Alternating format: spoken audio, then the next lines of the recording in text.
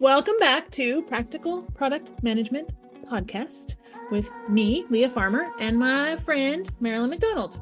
Hello. Today, we want to talk about some of the biggest misconceptions in the role of a PM, some of the cringeworthy misconceptions about being a PM. Doesn't that sound fun, Marilyn? It sounds way super fun. Let's do it.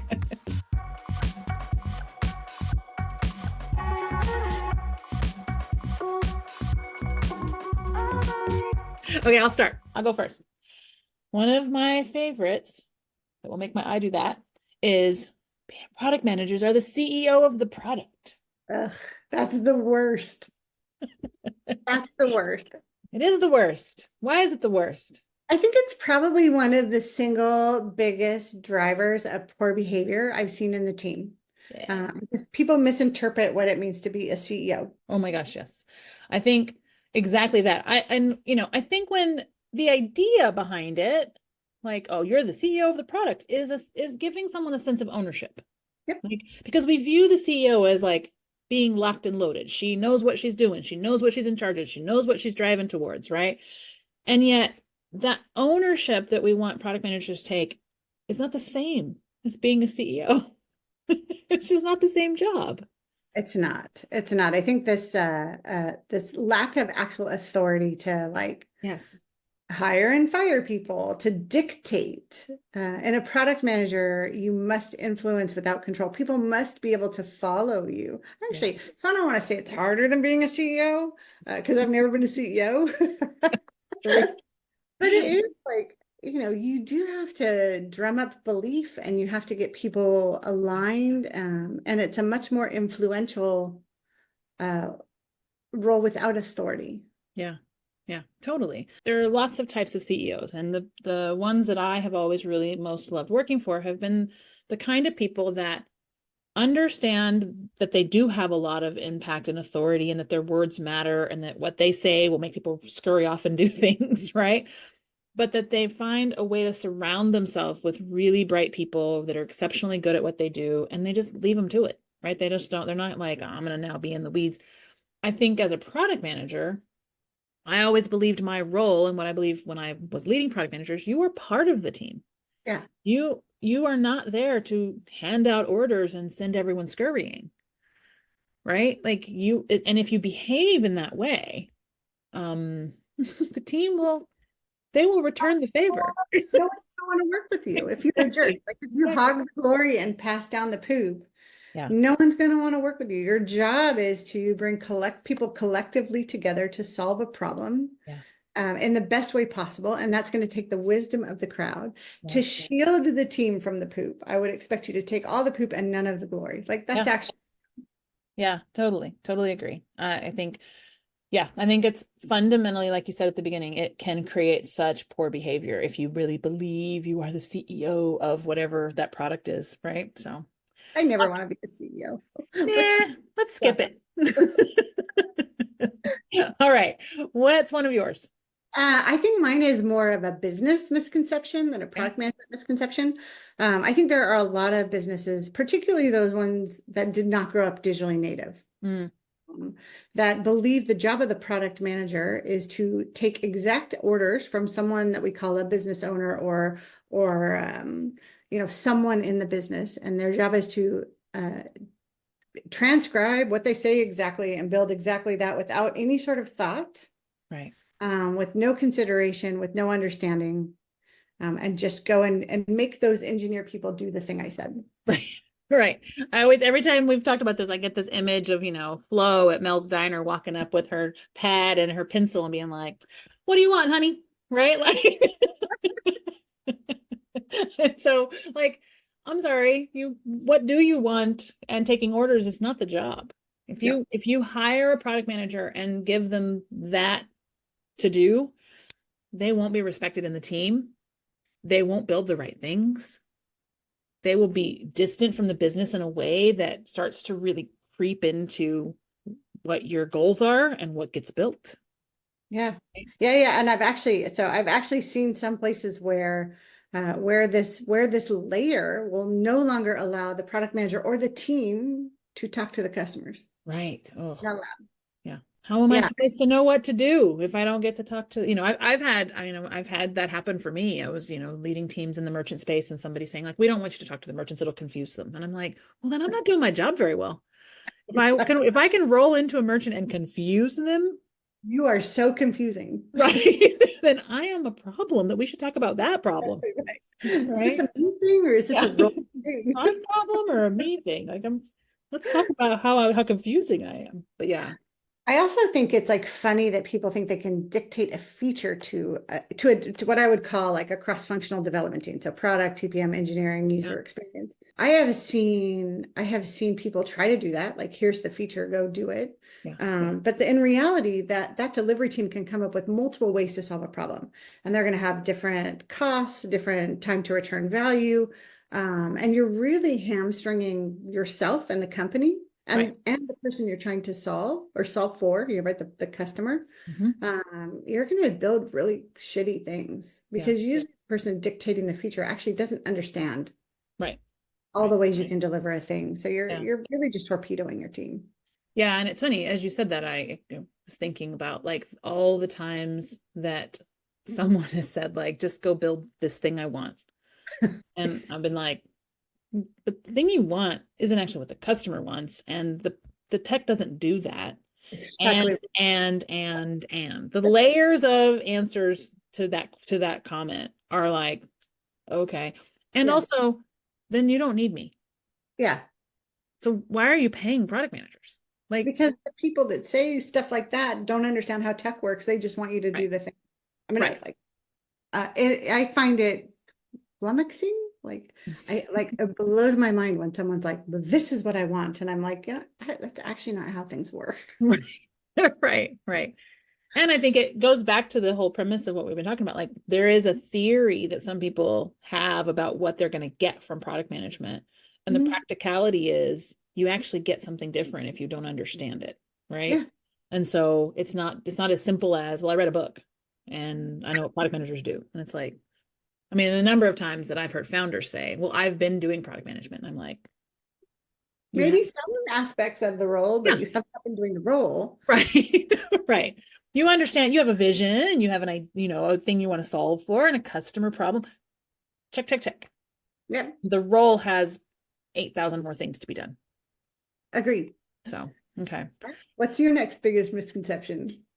I don't like and will get twitchy if someone believes that product management and project management are interchangeable terms.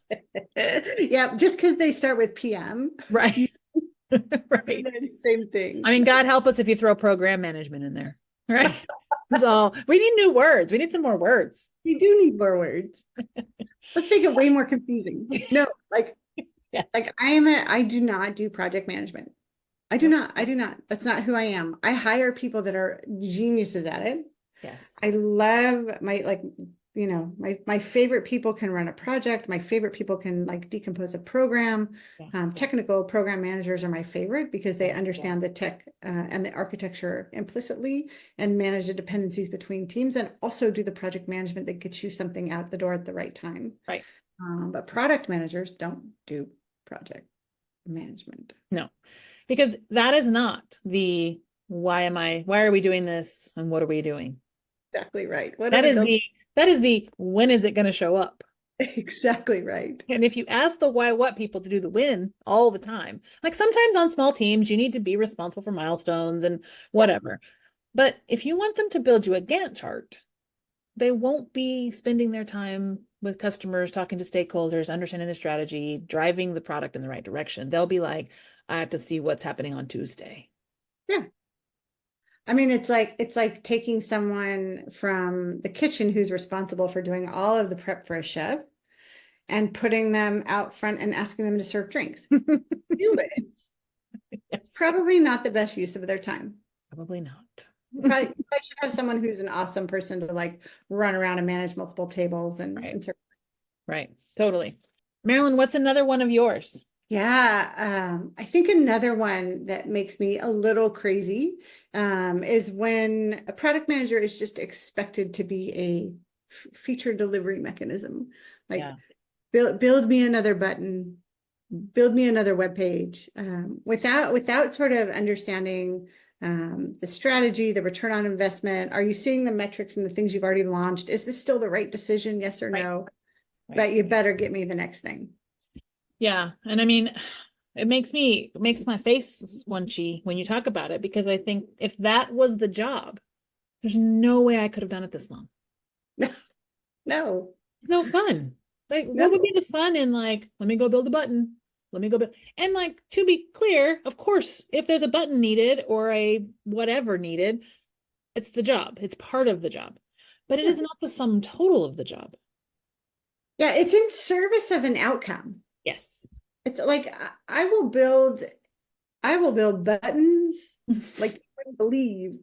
I got the best buttons, but it has to be in service of a problem, of solving a problem Yeah. for either the human on the other side of the glass, if you're building a digital product, or the business. And in some cases, both. In most cases, it should be both. It Right. should that button should do something that's meaningful. Right. And I think sometimes we will launch features and celebrate the feature, and then we don't talk about what happens next. Right. Used? Is it producing the right outcome? Do we understand what it's doing? Did it actually survive first contact with the customer? Right. Because a lot of things don't. Yeah, totally. I mean, we talked a lot about this in the last episode, this, what is the marriage between building for customers and building for business outcomes? And I think when we think about only feature development, we take the role of the product manager and squeeze it down to that product owner job, like the role of a product owner in an agile team. Like, Yeah. write the stories, make sure the team understands, look at the acceptance criteria, and out you go, right? For me, that role is, what is the market? What are we trying to achieve? What is the strategy? What is our vision? How do we assure that all stakeholders are aligned around the things we're building, not just the button? Yeah, you just made my face squinchy, because I think there's a false equivalency of a Scrum actor role of product owner and the job of product management. Right. Product managers can actually work in any sort of development mechanism. It can be waterfall, it can be safe, even though it shouldn't be. That's a personal opinion. It should be Kanban, it can be Scrum. Yeah. Product owner is a set of actions that are taken in the mechanism of delivering software that is the Scrum methodology. Yeah. And that can be played by anybody. Sure. It's usually played by a product manager, but it's not the sum total of their job. And that equivalency makes my, like, it's like if I was a cat and you grabbed me by the tail and rubbed all of my fur backwards. That's Right. the feeling I'm experiencing right now. Yeah, it's like, no, I don't want to. Don't make me. I gotta run away. And I might bite you while I'm at it. Exactly. So I'll say one that I think might even surprise you. Okay. Product managers must be technical. And I love a technical product manager. I know. I was going to say, like, I can't believe that's your misconception. It bothers me when there is this idea that product managers have to be able to code, they have to be super technical. And I think it can be an intimidation factor for people who could be great product managers that keeps them out. Yeah. And that's, I think that, so of course, I'm a technical product manager. I love building platforms. I love architecture. I mean, that is my jam, right? And I've never written a line of code. My teams are always like, what? You haven't, right? But that limitation of you must be really, really technical or deeply, you have to be a CS, major, you have to have all this background. I just think it boxes out people who can come in and be great product managers. I agree with you. I also think there's this notion that, like, if you're an engineer and you just don't want to do it anymore, you can go be a product manager. And I think they're fundamentally different skill sets. I think that engineers typically are solutions oriented. They will jump to solutioning really quickly, where product managers must be in love with the problem. Yeah. They must be. That's where they live and breathe. And you cannot just be jumping to solutions, because you're actually missing some of the opportunity. Yeah. I mean, I don't know about you, but I think some of the toughest product managers I've had to coach and make into great product managers have been former engineers. Yeah. They come with all this knowledge that you're like, oh, thank God, they already know all of that. And then you're like, oh, now I have to get all of these bad habits out of them. Oh, you already know the solution? Like, that's not your job to know the solution at all. All right, stop talking about the how already. Come over Yeah, with me to the exactly. why and the what, right? And so I do think that there's it can be great for an engineer to become a product manager, and it can also be real hard. Yeah, So 100%. yeah. Let's go to the other side of that one, my friend, which is like, it's only about the UX. It's only about creativity. It's only about innovation at the edge. Um, Oh boy. I mean, we're not just designers of screens. No. No. Um, We can really create some tough environments when we expect people to just be all about creation and innovation and shiny and experience and all of that, when there is so much of product management that is happening, that is about execution, that is about prioritization, that is about how do I get this aligned with the rest of the product or the technology or the business or whatever. And yeah, that's fun. Innovation and creativity and shiny is fun, but the other stuff can be fun too. Yeah, I actually love this notion of the Ansoff matrix, Yeah. where you like your core product for your core customer must be foundationally solid. It must solve a problem in a really economically viable way for the company. Yeah. And then you can look at new markets for that product. Yeah. And you could look at new products for that market. Innovation in that top quadrant should be a small portion of your time. And it really is about understanding things that are not new products for an existing market and not new markets for your existing product. It really is more of that sort of like new products for new markets. Yeah. And in order to responsibly think about your portfolio and how you're allocating your team's time, right? This is a sort of like really big balancing Yeah. act. I would love to spend all of my time in innovation and only thinking about magical things, but that is going to kill a company. Right. Right. And I think it's interesting what you say. I think we can get really hung up on the language of it must be innovative, it must be new, it must solve a new problem. Most of what people bring to me as a coach, even when they're like, we're trying to solve this problem, I'm like, all right, so 80% of that's already solved problem. So what are you doing about the 20? Yeah. And they're often like, no, it's not. And I'm all, listen, we've built onboarding before. We've built this before. We've built two-sided marketplaces before. We've built, we've used algorithms in AI. Yes, it feels like the pace of change is fast in what we do, right? But it's incrementally, like there's these little nits that are happening deep in the tech that make it feel even faster. But most of what you're looking at any given time is about 80% solved Yeah. somewhere. And so you can use repeatable patterns, you can use repeatable tech, you can use repeatable, ideas and concepts. You don't need to innovate every time. Calm down. It's expensive. Innovation is expensive. Like you're actually Exactly. investing in the unknown. Yeah. And most companies that try to build in the unknown are doing innovation the most expensive way possible Yeah. instead of learning as quickly as you can, like testing the psychology of an idea before you actually test the idea. Anyways, madness, madness, madness. Yes, that's a huge misconception of the role of product management. Yeah. All right. So the last one I have, and there maybe you have another, but the last one I have is that product management is glamorous. I mean, we're glamorous, but I think I may have mentioned this in one of their episodes. Like when I was at Klarna, we had this pipeline of people who wanted to leave other competences and become product managers. And the first question I would always ask them is like, why? Yeah. Why do you want to be a product manager? Because you better understand how hard this job is before you say, I want to be a product manager. This is not like, you know, Rudolph the Red-Nosed Reindeer and the little kid that's like, I want to be a dentist. That's not the same thing, right? It's like this is work. And it's Yeah. not all shiny and glamorous. I think that some of the best product managers I know make it look easy. Yeah. And I do think it can look fun. Yeah.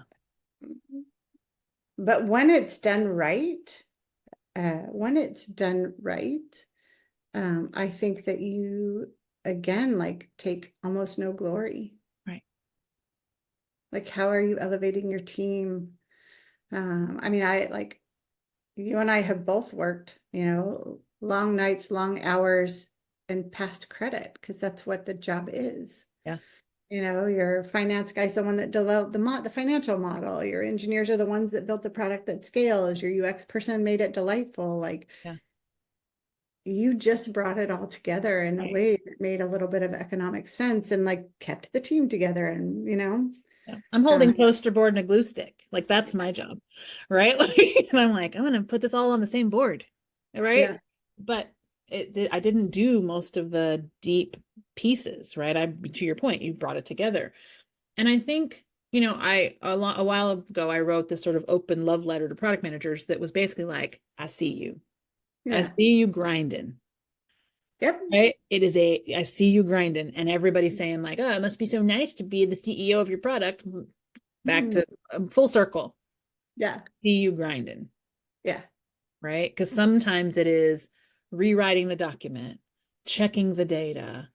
I got to go figure out why we don't have these user stories. Why is the testing not working? Why is this bug keep happening? You're in the weeds. And oh, by the way, am I still on track for product market fit? Is my strategy still right? Right. Right. Like, I think that people that work for me are sometimes like, I can't do it all. And I think if you're a strong product manager, that's often the feeling Yeah. because you understand the breadth of what you have to do, Yeah. and it's a balancing act. Yeah.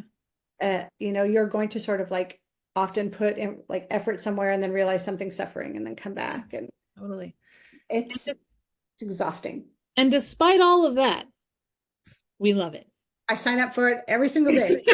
Exactly. And I love coaching product managers and being like, keep going, keep going. You can do this, right? Yeah. I loved it. I mean, so it is, there is something so beautiful and challenging and exciting about the grind and the glamour. Yeah.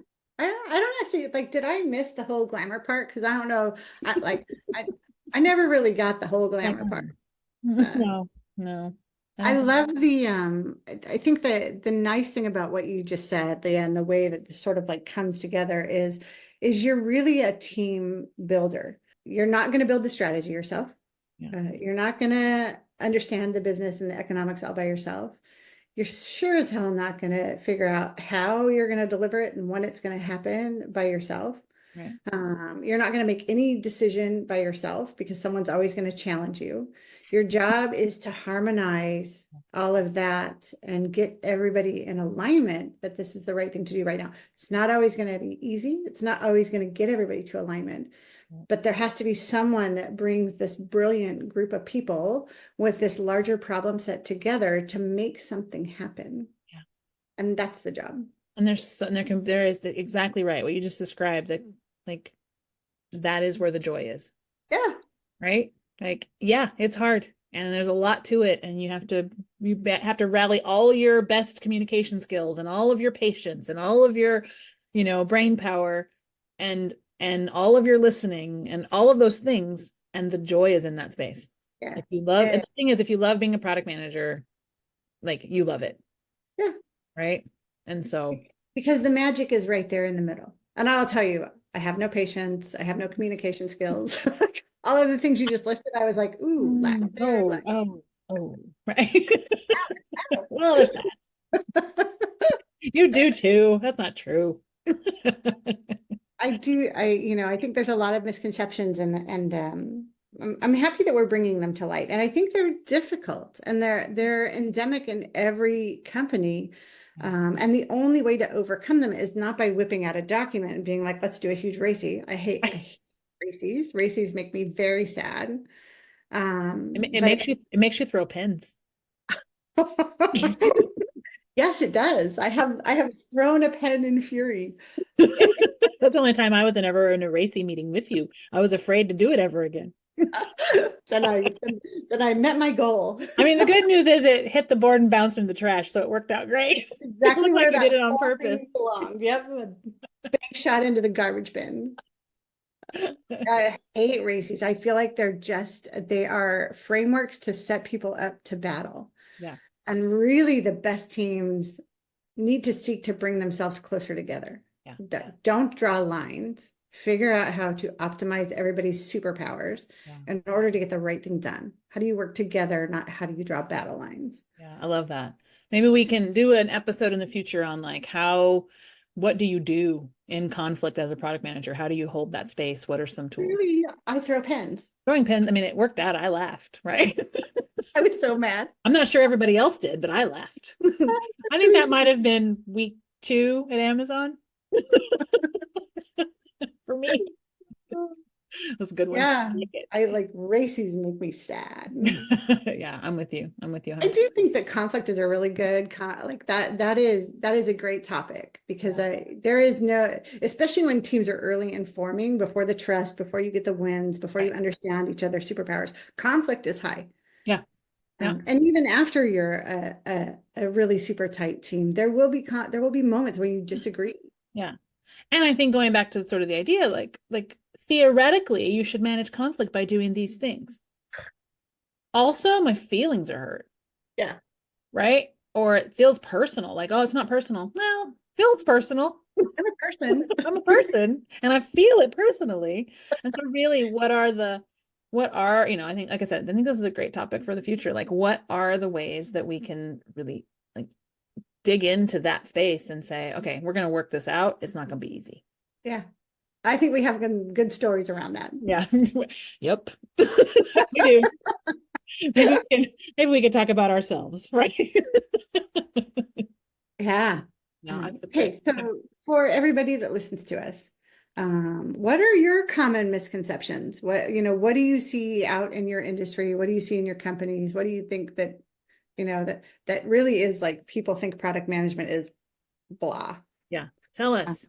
Tell us. You can leave a comment on anywhere that you're watching it. We'll respond to that. You can go to our website, which is practicalproductmanagementpodcast.com. It's a lot of words. You can go there and check it out. And if you have been a person who feels like, the misconceptions made me not want to do it anymore, or actually made me want to dig in and do more, like, tell us. We would love to talk to you. Come talk to us. We would love to talk Also, don't leave product management because you've been in a company that has misconceptions. Like, we need more product managers in the world that are helping us build the right thing. So don't let one weird environment take you down. Right. Totally agree. Awesome. Thanks, Marilyn. This was fun, as always.